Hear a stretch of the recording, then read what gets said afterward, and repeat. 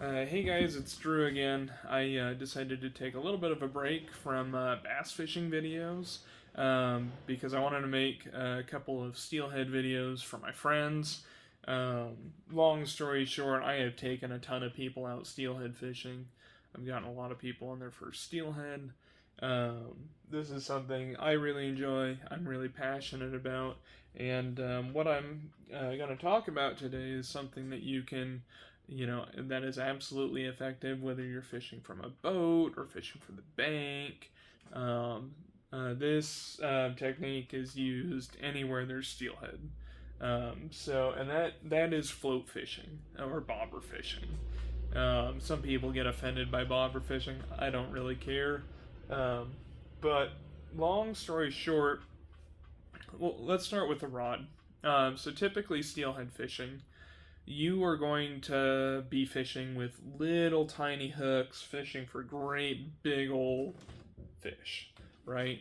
So you want a nice long rod that can, when you load up on a fish, it is absorbing all of the head shakes, and you stand a much greater chance at getting that fish to the boat. So while I have absolutely seen people get by on a little 7 foot medium pole, I would recommend at least an 8.5 to 10.5 foot steelhead pole. And for the most part, talking about especially beginners, I know a lot of people are going to be starting out on a spinning rod. And me personally, I think a 9.5 foot rod does a really good job as a kind of an all-around steelhead rod. You can do multiple techniques, but that 10.5 foot medium or medium light action steelhead pole is going to make for a much better bobber rod.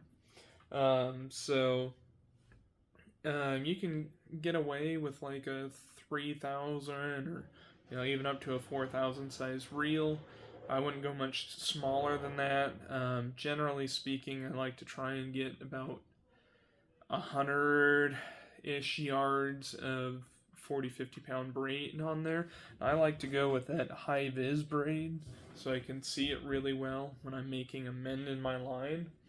And that's just removing the slacks and bows in your line. But yeah, so we're doing, I think I have 40-pound braid on here. At least 40 pound is what I would recommend because it'll stay on the surface of the water better and you can mend it easier when you're bobber fishing. But what we are going to go ahead and do is we need to start with a bobber stop. And we're going to be using slip floats, and that'll let us fish really any depth from, I've literally caught them as shallow as 2 feet deep, and, they can be caught 30 plus feet deep.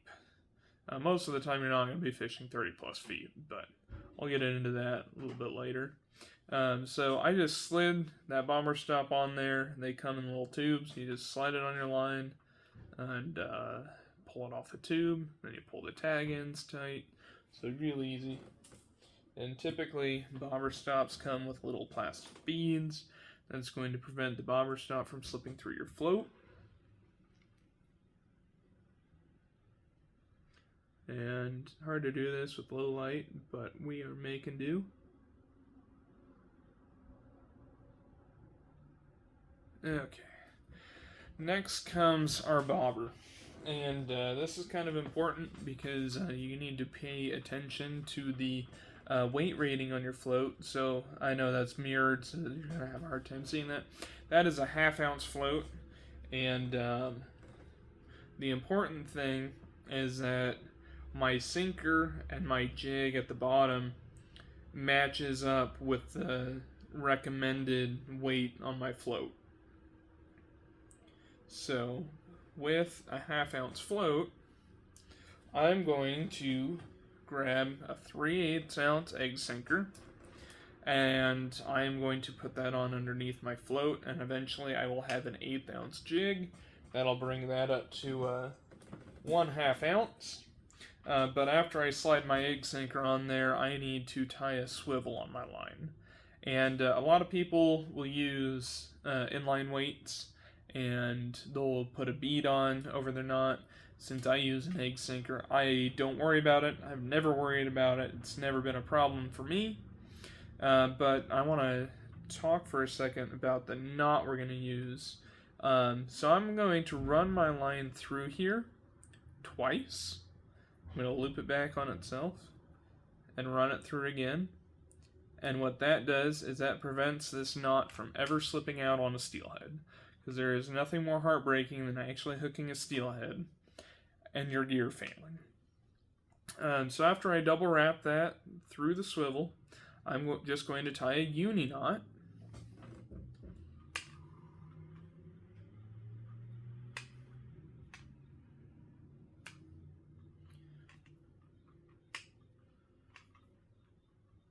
Bear with me for a second.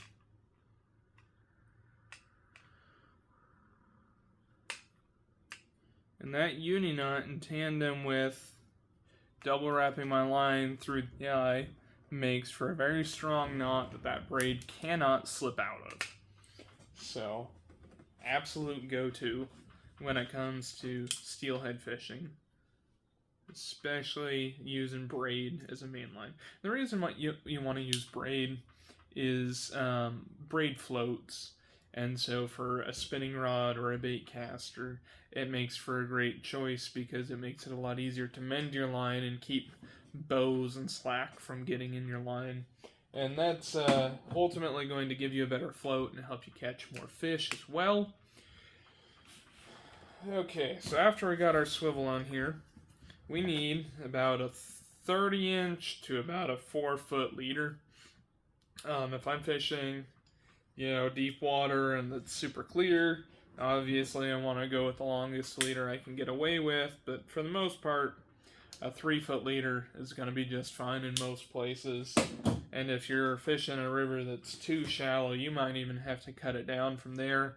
Like I said, I've caught steelhead in as little as 2.5 feet, so it can certainly happen, and I've seen steelhead shallower than that. So now I'm going to, I just cut my leader. I'm going to tie onto my swivel.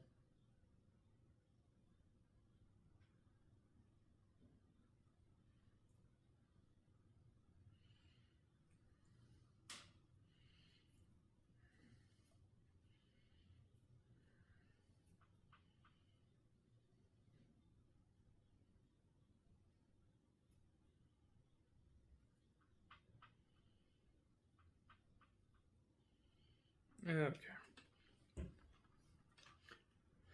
And at this point, it's kind of whatever knot you feel most comfortable with.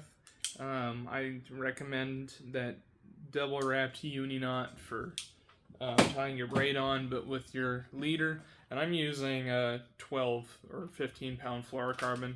I've gone down as shallow as 8. I, go up to as much as 15. That just really depends on where I'm fishing and how fast the current is. But you can use whatever knot you like for your leader. I would recommend fluorocarbon over monofilament. You can use monofilament. It'll give you a little more stretch, but it's going to be a bit more visible to the fish. And finally, we got to tie on some kind of steelhead bait.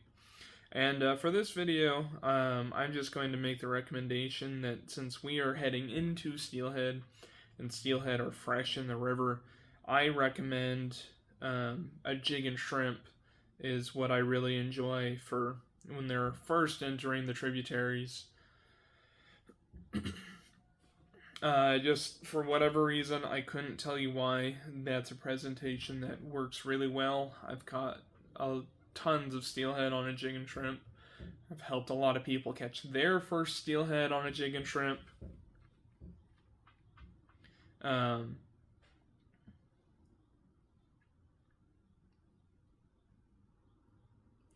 Let me finish this up real quick, and I can get into this a little bit more. Okay.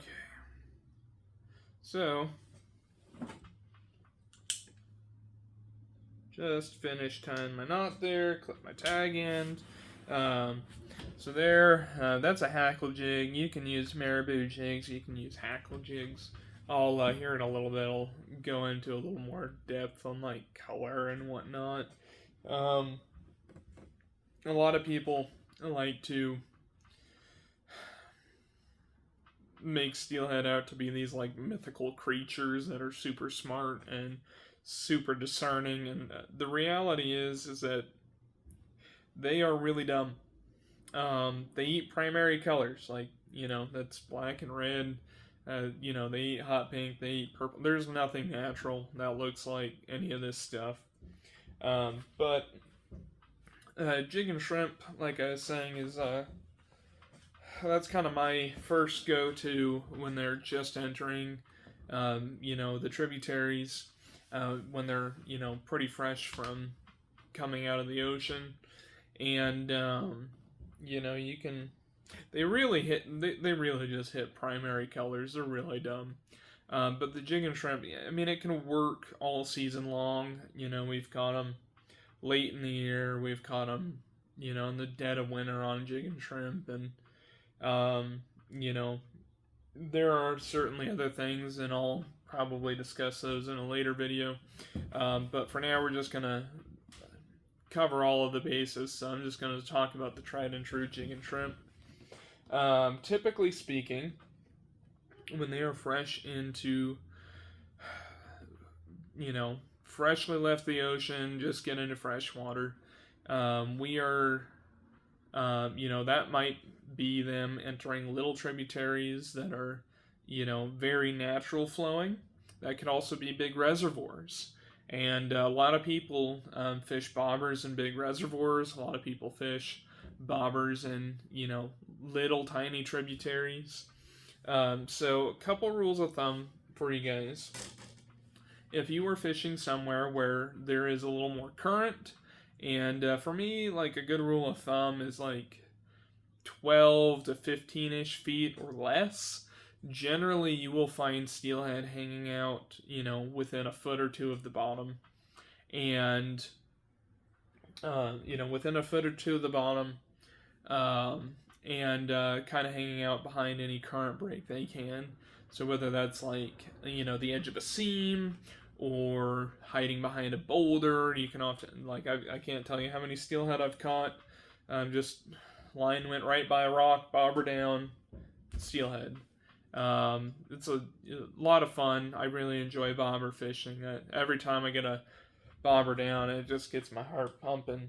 But to find that bottom, I'm going to take my float here, right? And so you just tighten our bobber stop. And I'll trim these down to where there's only an inch of tag end left. But what I'm going to do is to find bottom, I am going to push my float up, tighten my bobber stop, and I'm going to make a cast out there and see what my bobber's doing. And like I said, we're in this instance we are trying to target key spots, like those edges of seams and boulders and whatnot. And so what I'm going to do is I'm going to see if my bobber is it floating straight up, just floating along, or is it tipped downstream, right? So if I am floating along just like this, then I will progressively raise my bobber up 6 inches to a foot at a time until I get to a cast where my bobber starts to lean downstream. And at that point, I've learned that I hit bottom. And so what I'll do is I'll take my bobber stop and I'll pull it back down 6 inches or a foot. I'll make another cast. And if I am floating right upright, after having just been dragging bottom, then I know that I am in the sweet spot.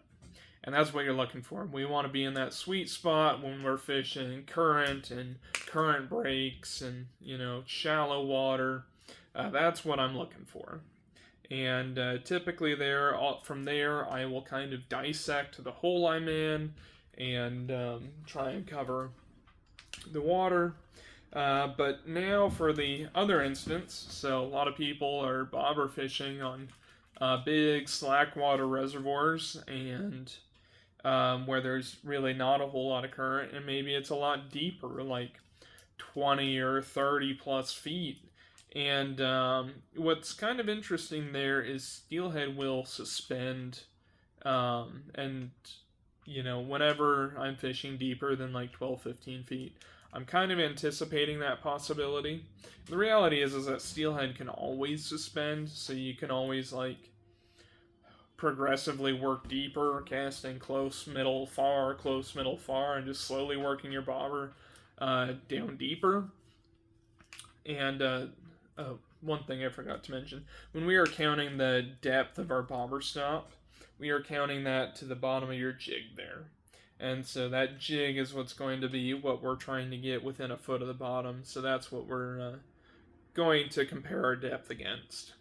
But yeah, so like I was saying, Steelhead can always suspend. And so, like, you can absolutely fish close, middle, far, progressively working your bobber deeper. But for the most part, if the water is less than like 12, 15 feet deep, I spend most of my time trying to hit within about a foot of the bottom. But that changes when we get to deeper water and places that they're in slack water. And at that point, I might start at like 15, 16 feet. And if you can fish 2 poles, great. Or if you have a buddy, great. Because then, like, you can fish that depth for a little while. And then, one of you guys can move your bobber down, or move your bobber stop up, so your jig gets down, foot or 2 deeper. The other guy can move the bobber stop down, so that your jig is floating a foot shallower. And you'll just kind of work through the varying depths. And that's not something. And keep in mind, like, over the course of a day, like, if you get a couple bites steelhead fishing, you're having a pretty good day. So with that being said, like, you want to spend a little bit of time at each of those depths when you're fishing in slack water. So that might be, as little as 15 minutes, maybe, upwards of 30 minutes at a depth. But long story short, you're just going to kind of adjust it up or down. And it works really good if you have a buddy or a second pole, and you can kind of cover both ends of the spectrum at the same time. But once again, using that jig and shrimp, I think having some bait is good in that slack water. You can use scent, but in that instance, I think having bait is a real help, because, they don't really have to react to your bait as much. So, with that being said, let me bounce back to, so if you're fishing slack water, oftentimes you might just be fishing out of a boat, or out of the back of a boat, or you might just be, hucking it out from bank and just letting it chill in that slack water. But for the guy in the current, I'm going to go through a little bit of the technique here. Typically what I'm going to do is I'm going to cast upstream at about a 45-degree angle with my spinning rod here. Then I am going to pick up slack line as my bobber is coming towards me. And, mind you, I want it to stay in the same drift. So I'm trying to only pick up the slack line that the current is bringing my way. And then when my bobber gets like right at the 12 o'clock position, at that point I'm going to pick up sorry, I'm doing this with the rod tip floating down there. I'm going to pick up my rod tip, and I'm going to make an upstream bend, pulling my line taut. My goal is to, at this point there's probably a downstream bend, and when I take that bend, I just lift my rod tip up and over and pull that bend out of there, and then I can pick up my slack once again. And then at that point, my bobber is going to start moving downstream from me. And at that point, I'm going to go ahead and I'm going to open my bail. And personally, I like to control my line with my pinky, so I don't get too much line out there. And I will also have my hand on my bail, so if I get a bite, I can just mash it down and set the hook. But I will control my line with my pinky, and I'll just let out a little bit. And once again, I'm trying to get a supernatural drift downstream. I'm not trying to pull my bobber. I'm just trying to let out line at this rate of that current. And whenever I see another bow in my line, I'm gonna pick it up, do another mend again, just lifting my rod tip over on a semi-taut line. And the goal is to try and move your bobber as little as possible when you mend. And then I can just feed it line, keep my hand on the bail. If I see a bobber down, just mash it down with your hand and set the hook. The goal with line management and mending is you don't want a lot of slack out there, but you really want to be able to, if you have too much slack, you won't be able to set the hook. If you have a big bow in your line, then you won't be able to set the hook very well. You'd have to reel in line in order to be able to accomplish that. By then, the steelhead's probably going to have let go of your bobber, and you're kind of going to be SOL. And, I have absolutely caught steelhead on spinning rods 100 yards out. It's not a whole lot of fun hooking them that far out, but it can be done. That being said, most of the time I think a spinning rod is a better tool for fishing smaller drifts, and a lot of people prefer a bait caster or center pin for those big long drifts, but spinning rods can be great tools, and they're very beginner friendly. I've caught tons and tons of steelhead on them. I've helped a lot of people catch steelhead on this technique. So I'm gonna turn this camera off, and then I'm gonna go around and talk about colors for steelhead and whatnot. So I grabbed these to showcase some variety in some of the famous steelhead colors. I'll start with some of the just most famous steelhead colors of all time, and I think arguably number one is going to be this pattern here. This is called Nightmare, the white, the red, and the black. That is a real staple almost anywhere there's steelhead. So don't hesitate to use that guy. You'll notice there's some variety, like I've got some hackle jigs. I just pulled out a couple marabou jigs here. This pattern, the black body with the orange head, they call that egg sucking leech. That is another just super famous steelhead pattern. It is very significant because it's, you've got like a couple different presentations going on there, but once again, you don't really have to try and be too natural. Steelhead eat primary colors. All of these work. This is probably the third most famous pattern ever. This black and white, I don't say this to be insensitive, but if you ever hear someone talk about a Michael Jackson, that is what they are referring to. So just letting you know so you are informed, but that is what that pattern is often locally called. So do with that information what you will.